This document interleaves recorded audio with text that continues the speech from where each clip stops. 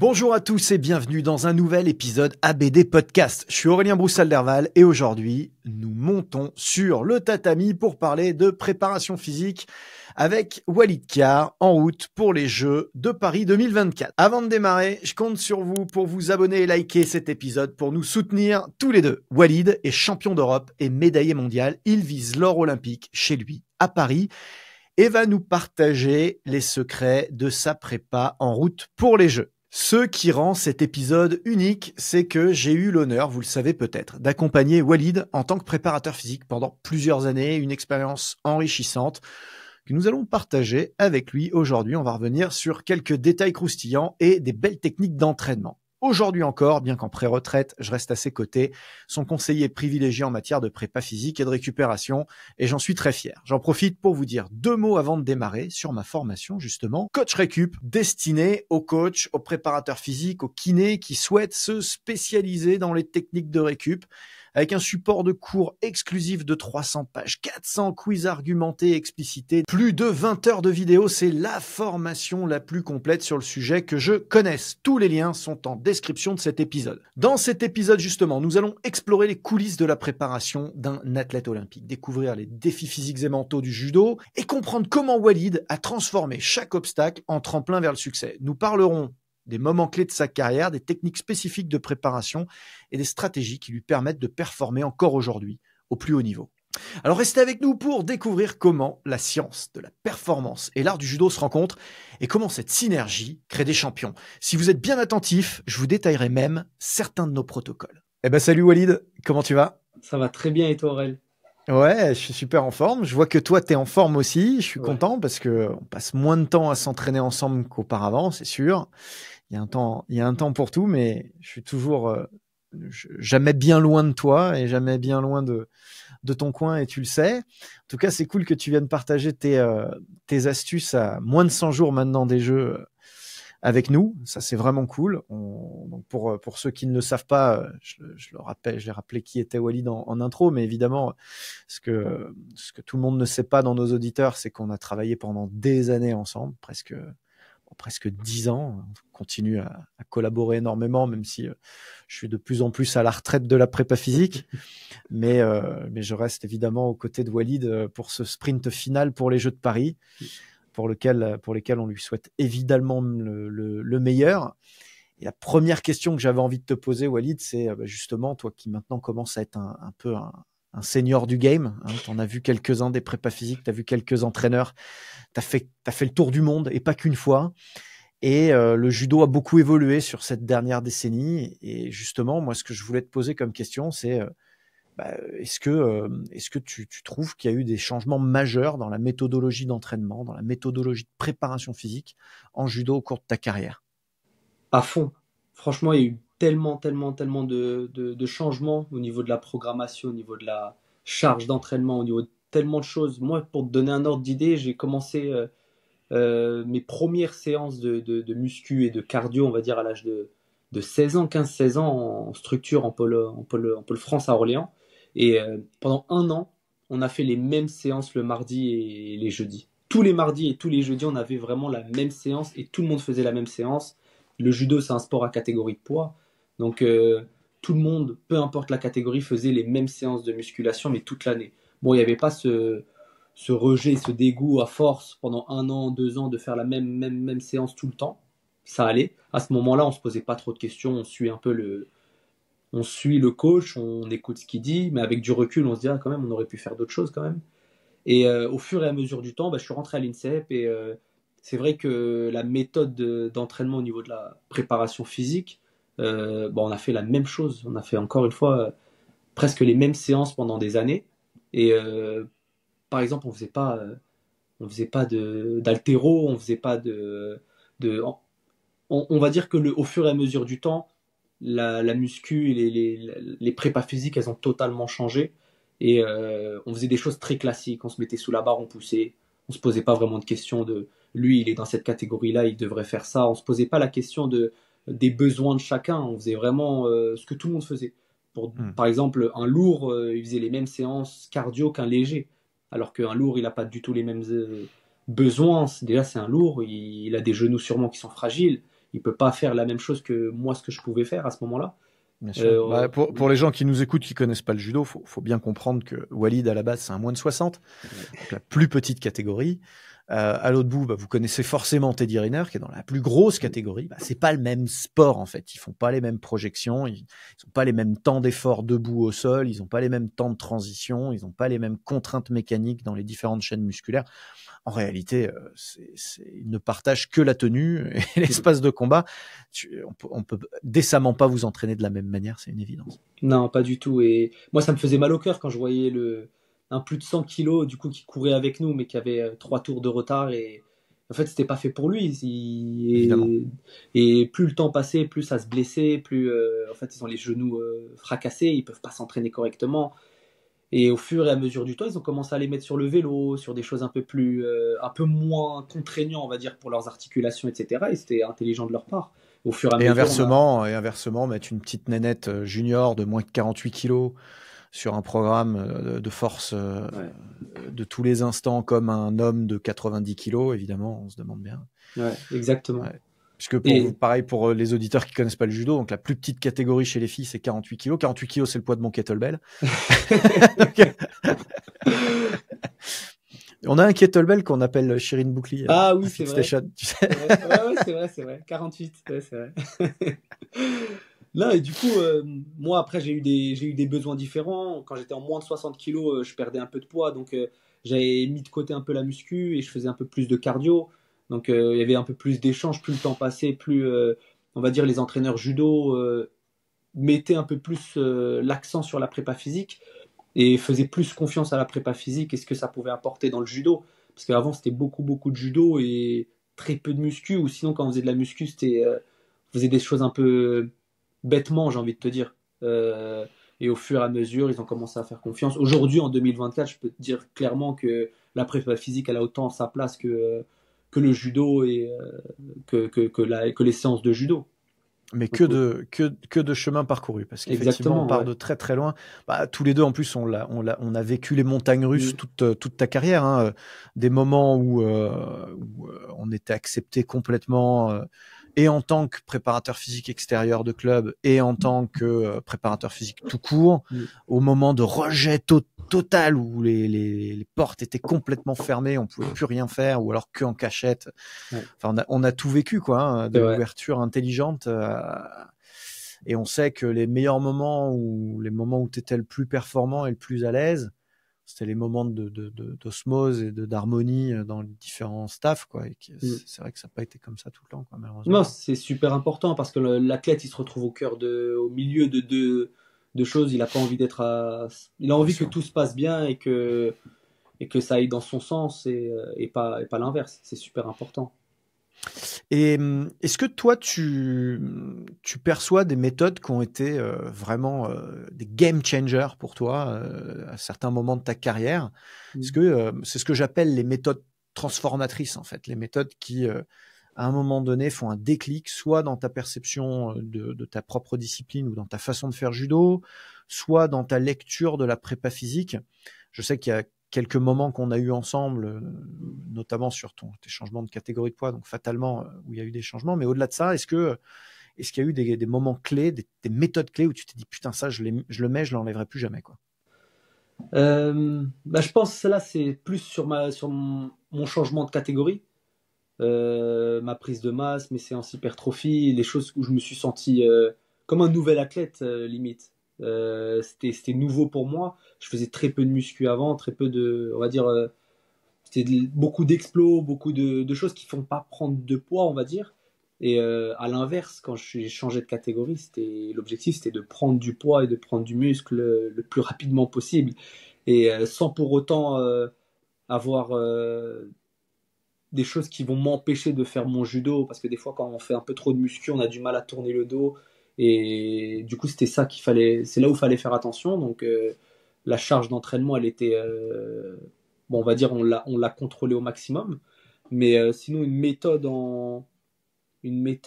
bien précise, j'en ai pas en tête. Mais j'ai envie de te dire. Le temps que tu y réfléchisses un peu, je vais peut-être juste détailler pour les gens qui nous écoutent et qui font pas forcément de judo ou qui connaissent pas suffisamment bien. Parmi toutes les catégories, il y en a deux qui sont très proches et pourtant très très différentes. C'est les moins de 60 et les moins de 66. On peut considérer que les moins de 60, c'est vraiment un état dans l'état, un sport dans le sport, parce que c'est des petites cylindrées, ça va très très vite. Les paramètres de force sont effectivement beaucoup moins importants. Et à l'inverse, le moindre gramme compte parce que plus les athlètes vieillissent, grandissent et plus ils ont du mal à faire ces poids-là en moins de 60 kilos. Et effectivement, Walid, ça lui demandait énormément d'efforts et de sacrifices sur la fin pour faire ça. On était sur des méthodes extrêmement métaboliques, des circuits où on cherchait justement à brûler un maximum de calories, des régimes réguliers et peu de prise de force parce que même si on est sur de la force pure et du nerveux, quoi qu'il arrive, l'hypertrophie fait un tout petit peu partie du jeu. Et à 200 grammes près, on est dans la compote. Donc, effectivement, d'un seul coup, il passe en moins de 66. Une décision stratégique qu'il prend après les Jeux de Rio, hein, si je dis pas de bêtises. Non, de Tokyo. De Tokyo, après les Jeux de... Putain, ça passe vite. Oh, ouais, ça passe trop vite, c'est pour ça. Mon malheur. Après les Jeux de Tokyo, où il y a un changement qui s'opère, et là, il faut prendre du poids, il faut changer de sport et changer de corps.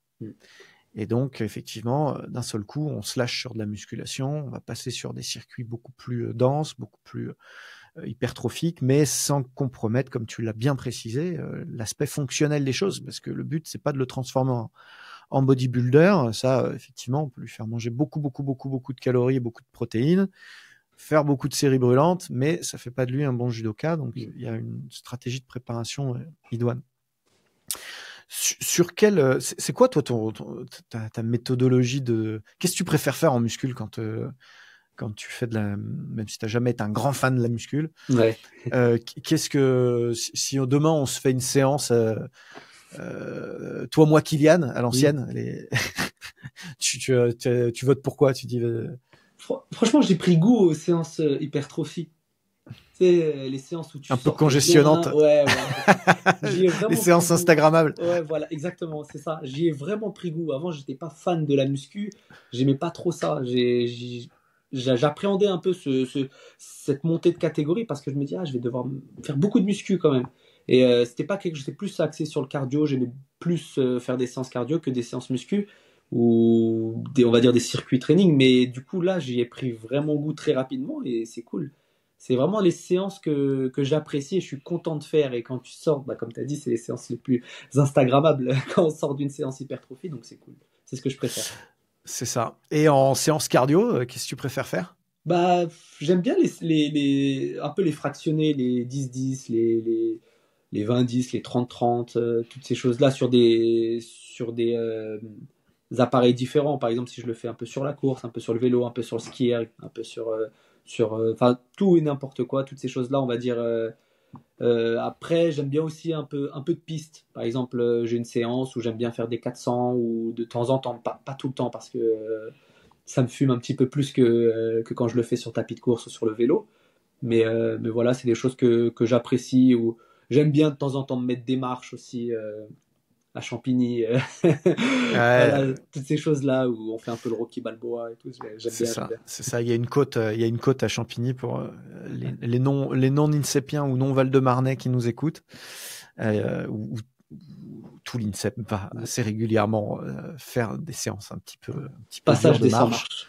C'est le passage des 100 marches. Il faut se le bouffer. Et là, donc, si vous y allez un peu n'importe quand, il y a souvent du bleu, blanc, rouge dedans qui est en train de monter les marches et de se mettre des grosses séances à haute intensité. Alors, en général, ce qu'on décrit là, ce sont des séances, même si c'est des séances de piste en 400, etc., c'est plutôt des séances aérobie à haute intensité. Hein, c'est plutôt du fractionné aérobie, la PMA, comme on dit en prépa physique.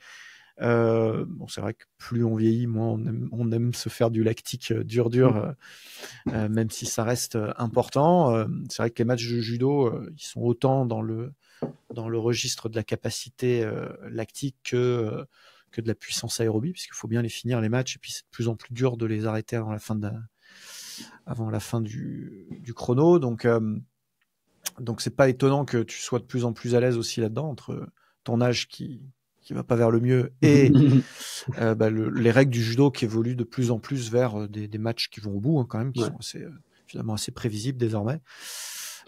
C'est un peu logique tout ça. Est-ce qu'il y a eu justement des méthodes qui, à un moment donné, sont arrivées dans ton entraînement et te servent un peu de refuge? Moi, je connais la réponse, mais je la pose naïvement.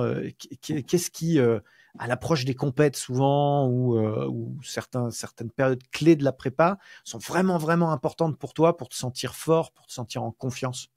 Je dirais en muscu, c'est les séances un peu stato, où j'ai l'impression qu'après une séance où je fais un peu de muscu, où je fais du stato dynamique, etc., ça me met dans une forme, je me sens rempli d'énergie, j'arriverai pas à l'expliquer, je sais pas pourquoi. En muscu, c'est ça, et sinon, comme quand tu as dit des séances un peu refuge, des moments, c'est pas des moments clés, mais c'est un peu une routine que j'ai un peu chaque semaine, j'en fais au moins une. C'est des séances aérobie où je reste dans une certaine zone, où je fais plusieurs exercices. Enfin, par exemple, je vais faire 10-15 minutes sur le vélo, 10-15 minutes sur la course, 10-15 minutes sur le ski erg, en restant dans une zone. Et voilà, sans pour autant être ultra fatigué, et je me dis toujours qu'il faut que j'arrive à parler, il faut que je puisse parler avec quelqu'un. Et au contraire, ça accélère. J'ai l'impression, en tout cas du moins, que ça accélère ma récupération. Et ensuite, après, il y a cette partie un peu plus récupération où je vais faire balnéo, chaud-froid ou des choses comme ça qui, bon, ça a rien à voir avec la prépa physique, c'est plus sur la récup, mais c'est des choses que je fais assez régulièrement aussi. Ah, si, c'est important de le mentionner, t'as raison, c'est hyper intéressant. Je peux te répondre. Moi, je suis content que tu aies répondu ça, parce que je me demandais si tu en avais conscience ou pas, parce que c'est un exercice qu'on n'a jamais fait, là, ça, de discuter comme si on se connaissait pas, de prépa physique. Et moi, je connais évidemment tes routines, je connais tes demandes. Et effectivement, une demande de Walid en phase finale, en affûtage, systématiquement, c'est de mettre du stato dynamique. Quand il dit du stato, c'est du stato dynamique. Et effectivement, d'aussi loin que je me souvienne, à chaque fois qu'on a fait des phases finales ensemble de championnat majeur, tu insistais beaucoup sur le besoin d'avoir du stato dynamique dans ta prépa. Ça tombe bien, moi, c'est quelque chose que j'ai toujours plébiscité aussi. Je le fais pas systématiquement. Il y a des gens qui aiment mieux du contraste de charge. Je pense les Britanniques aimaient bien ça souvent. Fallon, il aimait bien un peu de contraste en fin d'affûtage. C'était le cas aussi des féminines, souvent les légères, moins de 52, moins de 48, elles aimaient bien ça. Des contrastes, faire du lourd léger en phase finale. Toi, t'aimes bien le stato dynamique. Et donc le stato dynamique, pour ceux qui sont pas forcément acculturés au truc, c'est bloquer dans la phase concentrique. En tout cas, l'approche consacrée, hein, c'est bloquer dans la phase concentrique 3 secondes pour ensuite créer une accélération maximale, avec ou sans contre-mouvement en fonction de ce qu'on cherche à faire, quitte à lâcher la barre même pour avoir un maximum d'explosivité. Et d'un point de vue plus scientifique, la raison pour laquelle t'aimes bien ça, Walid, probablement, c'est d'abord que c'est un outil de développement d'entretien et d'entraînement de l'explosivité particulièrement efficace. Donc, quand on connaît le judo de Walid, on sait à quel point c'est des repères de zones de confort qui sont importants pour lui, puisque c'est quelqu'un de très explosif, qui est tout en changement de rythme, tout en prise de contact, tout en contre. Et effectivement, cette technique d'explosivité où il y a du blocage, et depuis ce blocage de l'accélération, ça lui convient évidemment très bien, très spécifique. Ensuite, c'est un bon outil, le statodine, pour maintenir des niveaux de force précédemment acquis. Et malgré tout, tu viens des moins de 60. Et malgré tout, on a travaillé la musculation, l'essentiel de ta carrière, sur des paramètres nerveux, donc de force ou de puissance pure. Et là, c'est vraiment la méthode qui joint les deux, quoi. Donc, tu maintiens des niveaux de force. C'est pas un gain de force, c'est pas pour ça, mais tu arrives à les maintenir, ou en tout cas limiter la baisse. Et de l'autre côté, à produire vraiment de l'explosivité. Et c'est pour ça que je pense toujours plébisciter ce genre de protocole. Le protocole qu'on utilisait régulièrement pour les gens qui ont envie de vraiment avoir du contenu, c'est en général 4 à 6 séries de 6 répétitions avec 2 minutes de repos entre chaque et 3 secondes de blocage à mi-parcours. Après, on variait en fonction de la période.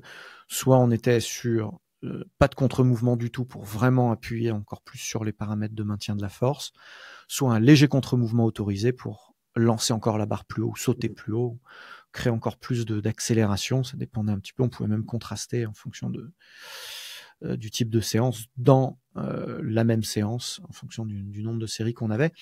Donc c'était un peu ça le protocole, si vous voulez un ordre d'idée. Et puis pour rebondir sur ce que tu disais sur le travail en zone 2, là, sur le travail à faible intensité, ça c'est vrai que c'est quelque chose qu'on a toujours fait, qui était encore plus appuyé par Kylian à un moment donné, Kylian De Bloek, l'entraîneur de Flamme, quand tu étais encore sociétaire du Flamme et que lui, il était encore aussi aux commandes de l'entraînement. C'était quelque chose qu'on faisait beaucoup, qui permet de polariser un petit peu pour un profil comme Walid, qui est encore une fois très à l'aise sur des hautes intensités. À un moment donné, de le retirer sur l'autre côté, sur les adaptations fondamentales d'endurance de base, l'endurance fondamentale, avec un peu de volume plasmatique, avec un peu d'épaisseur de myocarde, avec un peu de volume d'éjection systolique, à faire remarcher toute cette pompe un petit peu centrale, d'adaptation centrale, bah, ça cartonne. Et c'est vrai que ce qu'on faisait beaucoup, tu te rappelles, c'est les 100 séries. Ah oui, mais je le fais tout le temps, je le fais toujours. Je continue. Que j'avais volé aux Russes, à Eddie Bamba et aux entraînements russes. Ouais, t'as fait. C'est eux qui m'avaient appris ça en 2009, quand ils venaient s'entraîner beaucoup en Grande-Bretagne avec nous. Et puis ensuite, évidemment, je l'ai vécu à l'intérieur quand j'étais là-bas. Mais on faisait 100 séries. Alors 100 séries, pourquoi 100 séries? Parce que on faisait 10 secondes d'effort pour 5 secondes de récupération sur 10 exercices, le tout 10 fois. Donc ça fait 100 séries de 10 secondes. 23 minutes, je crois, en tout. Ouais, ça dure à peu près ça au total. Ouais. Et du coup, ça fait une espèce de séquence qui paraît... qui est pas une intensité élevée, puisque les 10 secondes, on n'a même pas le temps d'atteindre. C'est que des exercices en plus qui ont une inertie assez importante. Et à la fin, en fait, on fait un premier tour, et puis un deuxième, et puis on commence à transpirer, on commence à brûler de la calorie, on commence à enclencher cette filière fondamentale, là. Et là, on commence à comprendre ce qui est en train de se passer. Et c'est intéressant parce que moi, en 2009, j'étais obsédé par la haute intensité en tant que coach. Je pensais qu'à ça. Et je vois Edio et Makarov qui se mettent à faire ça sur le tapis. Qu'est-ce qui branle? Qu'est-ce qui c'est ce circuit de merde, ça sert à rien, tu vois. Et en fait, je me mets dans la séance, quoi. Je peux pas résister, je vais la faire aussi. Et putain, j'ai compris au bout du deuxième tour ce qui se passait. Et une fois que tu as compris ça, bah effectivement, tu l'enlèves plus de ta routine. Ça, c'est plus ma routine d'avant compétition. Ouais, je suis pas. Ouais, bah, c'est ce qu'on faisait avec les Russes aussi. On le faisait un peu à distance, on le faisait aussi paradoxalement à proximité parce que ça nous permettait d'avoir une intensité hyper modérée. Donc vraiment ce travail au seuil ventilatoire à faible intensité qui nous intéresse, mais en même temps de rester sur des volumes très contenus, très modérés, puisque comme tu dis, la séance échauffement inclus, retour au calme, en 40 minutes c'est plié. Ouais, exactement. Et donc ça se prête bien à la phase finale. Bon, hyper intéressant. Je suis content de voir que ces méthodes ont impacté durablement ta préparation physique. Justement, est-ce que tu as eu l'impression à un moment donné de passer des paliers là dans l'entraînement en général, en récupération aussi? Est-ce qu'il y a des points de passage dans ta prépa qui t'ont permis de passer des paliers majeurs? Il y a des choses qui t'ont marqué ou pas? Ouais. Franchement, encore une fois, je vais revenir à cette montée de catégorie qui m'a fait prendre conscience de pas mal de choses. Quand j'ai changé de catégorie, le niveau que je devais atteindre, il était encore plus loin que le niveau que j'avais, donc j'ai dû mettre en place certaines choses et chaque détail avait son importance, peut-être plus qu'avant, parce qu'avant j'avais un niveau qui était très correct dans la catégorie, j'étais bien dans cette catégorie-là. Et là, le fait d'aller dans une... T'étais champion d'Europe déjà pour commencer? Ouais, voilà, c'est ça, j'avais déjà participé au jeu. Donc, une nouvelle catégorie, j'allais un peu dans quelque chose de nouveau et je voulais atteindre le plus haut niveau le plus rapidement possible. Donc, j'ai dû mettre en place certaines choses. Tout avait son importance. Donc, à partir de là, j'ai commencé à passer des caps, que ce soit beaucoup sur la récupération, parce que du coup, je faisais plus d'entraînement, je m'entraînais un peu plus, j'avais des séances en plus, surtout de muscu. Où je m'entraînais un peu plus les week-ends, où je m'entraînais, en fait, c'était du 7 jours sur 7 quasiment. Donc, j'avais pas de jour off. Et c'était ma volonté personnelle. Enfin, c'est moi qui voulais ça. Donc, j'ai dû mettre en place certaines choses. et certaines récup, certaines, on va dire des séances un peu plus entre les deux pour peut-être pour récupérer, comme je te disais tout à l'heure. Donc, au fur et à mesure, j'ai commencé à passer des caps et assez rapidement. Donc, en vrai, sur tous les points, je pense que je m'entraînais encore plus qu'avant, mais de manière plus intelligente. Donc, beaucoup moins de blessures, beaucoup moins de fatigue en soi, alors que je m'entraînais plus qu'avant. Donc, comment l'expliquer, je sais pas. Parce que c'est bizarre, j'avais l'impression déjà de m'entraîner énormément avant, mais comme je disais, avec plus de fatigue régulière, toujours la même motivation, mais avec un peu plus de fatigue, un peu plus de courbature, des moments où vraiment j'en pouvais plus. Et à l'inverse, quand je suis monté de catégorie, je m'entraînais beaucoup plus et avec moins de fatigue, moins de blessures, moins de tout. Donc déjà sur ça, j'ai l'impression d'avoir passé un vrai cap sur la charge d'entraînement, sur l'intelligence de placer les bons entraînements au bon moment. Donc voilà, avant par exemple, je faisais de grosses séances cardio en début de semaine. Ça, je l'ai retiré, je l'ai gardé plus pour la fin de semaine parce que ça me mettait vraiment dedans. En fait, j'avais pas l'impression, mais vu que c'était une routine que j'avais avant, que je voulais pas changer, j'ai voulu la garder. Et à l'inverse, à un moment donné, je me suis dit en fait, je vais plus la mettre en fin de semaine ou à un autre moment. Et voilà, toutes ces choses-là ont fait que, au fur et à mesure du temps, ben, j'ai eu l'impression d'avoir franchi des caps au fur et à mesure, donc c'est cool. Ouais, c'est intéressant. Bah, tu sais, il y a peu de, pour continuer un peu l'échange et la réflexion, il y a peu de vrais moins de 60 de plus de 26, 27 ans. Tu vois, il y en a Mm. peu. Et en général, ils sont frêles et finalement, ils sont pas là. Ouais. Donc, le meilleur témoin de ça, c'est le sport équestre, hein, où ils n'arrivent presque plus à trouver des jockeys.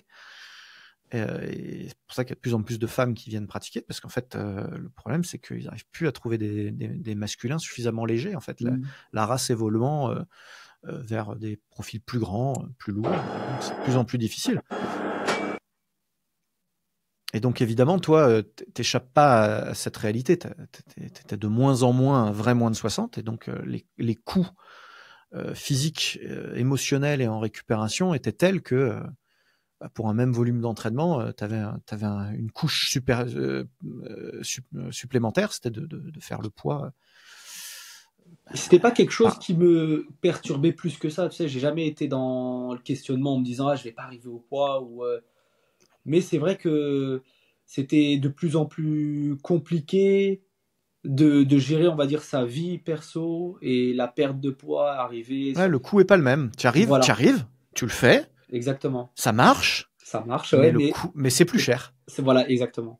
Ouais. Mais la suite était, on va dire, moins marrante. Ça m'est arrivé, j'ai une anecdote, c'était sorti du Covid, on a le Master à Doha du coup, janvier 2021. Le Master, Mhm. c'est la compétition qui réunit les 16 meilleurs mondiaux. Et la plus grosse compétition, pour donner un ordre d'idée par rapport au tennis, c'est celle qui marque le plus de points à la ranking list. Et donc je suis super bien, mais sauf qu'on a une repesée en fait le matin à 5% de notre catégorie de poids. Donc 5% de la catégorie des moins de 60 kilos, c'est 63. Et ils font un tirage au sort, ils prennent 3 personnes au hasard dans la catégorie et on ne sait jamais si ça va tomber sur nous, on le sait 45 minutes avant le début de la compétition. Donc je suis repesé et j'avais pris le risque de monter un peu plus haut au poids et j'avais à peu près 2 kilos à perdre en 45 minutes. Donc je l'ai fait parce qu'il faisait très chaud dehors, j'ai mis la parka, j'ai mis la sudisette, je suis parti courir pendant 45 minutes. Et au moment où il fallait se peser, je ne savais même pas encore je pesais combien, donc je me pèse au poids, donc à 63,00. Mais sauf que je me sens super bien, bizarrement, parce que je pense que j'ai fait tellement un gros échauffement, je me suis mis dedans directement. Dès le premier combat, j'étais au top. Deuxième, troisième combat, parfait. J'arrive en quart de finale sur un russe où je gagne le combat, mais au moment où j'attaque, en fait, je me pète la cheville. Et ça, c'est sur une année olympique en plus. Donc, je monte sur la demi-finale, mais sur une jambe. Et voilà, tout ça pour dire que le coup n'est pas le même. Et cette perte de poids a fait que je me suis pété la cheville en fait. Et du coup, ça m'a mis sur le côté pendant 3 mois sur une année olympique. C'est pas le top. Eh Donc oui. voilà, petite Eh oui. parenthèse sur sur le coup n'est plus le même. Non, mais c'est un témoignage intéressant, surtout qu'on a cette culture en judo, enfin toutes les catégories, tous les sports à catégorie de poids, où où finalement on s'entraîne toute l'année à un poids qui est déraisonnablement éloigné de la cible. Puis il y a ce cutting à la fin où tout le monde fait le poids très rapidement. Et finalement, tout le monde le faisant, tout ça est absurde. C'est un jeu de dupes. On pourrait tous se mettre d'accord pour rester un tête du dessus et pas faire de régime au final. Et c'est la philosophie des Russes. Tu sais que Mansour Isaev, il est champion olympique en moins de 73, il pèse 72 kilos. Il pèse 72 kilos 2 mois avant. Tagir Galboulayev, pareil, il a 1 kilo de marge pendant plusieurs mois avant. En moins de 100. Et au final, le jour J, les mecs, ils font tous le même point dans la KT1, donc ils sont juste plus durs à battre à l'entraînement parce que du coup, quand tu les as dans les mains, là, c'est la KT du dessus à chaque fois. Mais au final, est-ce que ça te fait pas progresser? Peut-être que si. Et en plus de ça, tu t'entraînes toute l'année avec. Enfin, tu connais mon point de vue là-dessus. Hein. Tu m'écoutes gentiment, mais on l'a 10 fois cette discussion. Tu t'entraînes toute l'année à ton poids d'entraînement avec ton poids de compétition. Voilà. Enfin, ton corps d'entraînement, même avec ton corps de compétition, tes réflexes, tes repères. Puis bon, on sait que dans la perte de poids, ce qu'on perd en premier, c'est le muscle. Donc, effectivement, tous les efforts partent non pas en fumée, mais en sueur. Ouais, je suis totalement d'accord. Tu sais, au judo, je pense que tu l'as déjà entendu, il y a plein de champions de l'entraînement. Et en général, les champions de l'entraînement, c'est les mecs qui sont vraiment au-dessus de leur poids en compétition. Et tu le sais, tu les prends à l'entraînement et tu sais qu'ils sont plus lourds, plus buffs, plus tout. Donc, ils sont très forts à l'entraînement, mais quand tu les vois à la pesée, ils sont tout maigres et au final, ils passent un tour, 2 tours, mais après, ils sont cuits. Donc ça, c'est l'erreur à pas faire, vraiment. Eh ben, en tout cas, c'est un bon conseil pour les jeunes pratiquants qui nous écoutent ou les coachs qui ont des jeunes pratiquants. N'hésitez pas à stabiliser vos athlètes dans la KT du dessus. Et plus tôt on prend ce tournant-là, et mieux c'est, puisque surtout sur ces petites catégories-là, ce tournant est de toute façon inéluctable. Ouais. Donc, à un moment donné, c'est des questions qu'il faut se poser. Écoute, en tout cas, Walid, c'était hyper enrichissant. Merci d'avoir partagé ça avec nous. Sans langue de bois, en plus, de manière très, très ouverte. C'est hyper cool. On te souhaite évidemment de fracasser tout le monde à Paris et de ramener un maximum de rêves à nos futurs athlètes et à tous les gens qui vont te regarder et te soutenir. En tout cas, moi, j'y crois à fond et bonne préparation finale. Prends soin de toi, entraîne-toi bien et puis on se voit cet été à Paris. Yes. Et nous voici arrivés à la fin de cet épisode exceptionnel. Un grand merci à Walid Khiar pour avoir partagé avec nous son parcours, ses défis, ses succès. Walid, ton expérience est une source d'inspiration pour tous ceux qui visent à exceller, que ce soit d'ailleurs dans le judo ou dans tout autre domaine de la vie. Je suis certain que tous nos auditeurs seront à fond derrière toi cet été. Un remerciement particulier pour cette conversation enrichissante. Pour ceux qui souhaitent suivre les prochaines étapes de la carrière de Walid, restez connectés à ses réseaux sociaux et soutenez-le dans ses futures compétitions. Le judo, vous le savez, c'est ma grande passion. Omar Sherif sort de ce corps en tard connu. J'en profite pour vous rappeler que mon livre reste la référence sur le sujet, que ce soit en français, que ce soit en anglais, ouais, il est bleu, que ce soit en espagnol ou que ce soit même en russe. Et ouais, c'est Tagir qui fait la couverture et pas Walid ni Pierre, puisque du coup en russe, c'est les équipes russes que je coachais et ils ont joué le jeu eux aussi de venir dans mon bouquin. Et ça, c'était sympa.